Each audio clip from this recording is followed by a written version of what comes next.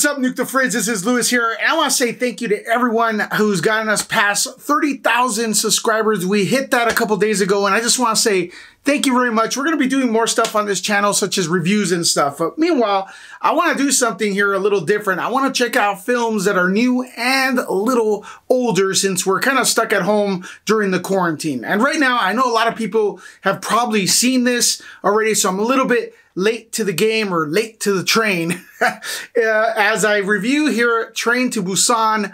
The film is South Korean. It's the director's name is Sang Ho-yeon, and the guy creates probably one of the best zombie flicks ever created. Now, I'm a huge zombie guy. I love George Romero stuff, Night of the Living Dead, Dawn of the Dead, and so on and so forth. I love 28 Days Later, and I also really like Zack Snyder's Dawn of the Dead, which is a remake, but it it's a really good movie. I gotta say that. And it's a collab with James Gunn, if you guys want to check that one out, if you love zombie films. So, just another thing, like with World War Z, I don't feel that movie was that great because it was too much CGI'd, and I feel like, you know, when you're talking about zombies, it's got to be mostly practical effects to pull it off. But how does Train to Busan land as far as like the practical versus CGI? I gotta say, it's pretty damn good. I'm not sure how much CGI they actually used, but everything is pretty, how would I say, believable. The film, I know you're probably saying, man, we've seen zombies for such a long time, I'm kind of sick of them, but they do have a unique spin to how the zombies work. And I'm going to get a little bit of a spoiler right here, so spoiler warning. I like the fact that we've never, as far as I can tell, we've never really seen zombies that they can't see in the dark. Or they'd have to see you, like a movement, before they get you. Kind of like what you see with the T-Rex in Jurassic Park. So I thought that was a really good touch. These are now, they're pretty much running zombies. They're not the slow Walking Dead or George Romero type of zombies.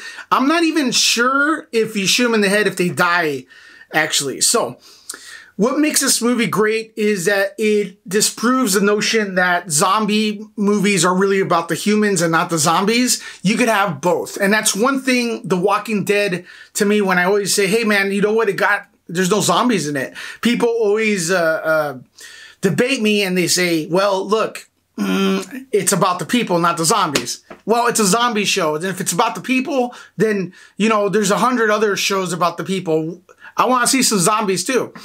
This film strikes a really good balance. I don't want to say perfect because nothing is perfect, but it's pretty much perfect, if that makes any sense. So that is good. You could have a lot of zombie destruction and mayhem and horror and gore and still have a human element to it. And this film touches upon that. How far would you go for survival?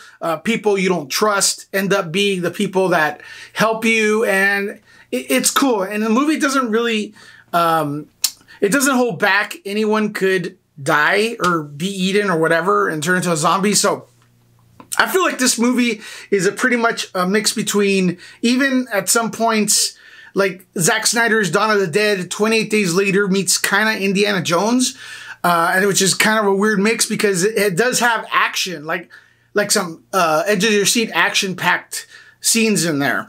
And, you know, not only do the zombies, are they cool, and it's like, you're like, what the F is going on through the entire thing? The humans are cool too. You get to know the main actors and stuff, and the main characters, and you follow them. There's a few of them, but they don't get lost. There's like probably like 5 main characters, you know, one being the dad and the daughter, and the entire thing goes from, you know, spans from that. So, but the supporting actors, they do a very, very good job. The movie has great cinematography, great VFX. It's a great addition to the zombie genre. I know a lot of people are looking into Korean films right now because of Parasite. I actually feel like Parasite is a penny off a dollar. This film, to me, deserves to be Best Picture before Parasite, if you're going to compare them. It's not a knock on Parasite. It's just that Korean cinema, a lot of people are looking into now, but it's been around for a long time, and they make great movies. Now, I'm going to talk a little bit, I know I've been praising it, but I'm going to talk a little bit about what the weak points of the film, which it's almost not, there's not any weak points. The acting, at some point, the way it's directed is a little bit overdone, like as far as like you could tell they're like kind of like stage actors exaggerating the scenarios and stuff, kind of like the stuff if you remember the old 80s movies, they kind of like the acting's different than now we in America it's more realistic, so there's a few things you kind of like, yeah, that was kind of cheesy acting, like a couple of scenes, but it's nothing huge.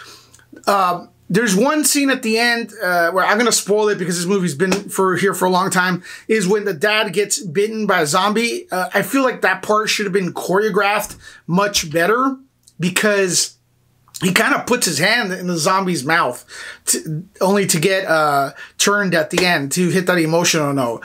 I feel like it should have been more of a struggle, and then he eventually, loses or whatnot. There's, what more could I say? And then there's another scene too, where at the end, the pregnant woman and the child are walking toward inside a tunnel, and the military is trying to distinguish who is infected and who's not. And they almost like shoot at them because of the way they're walking. But the thing is, we never saw the undead or the zombies, hang out together like a mother and a child. So why would they assume it's a zombie? It's kind of weird. That part was just for emotion.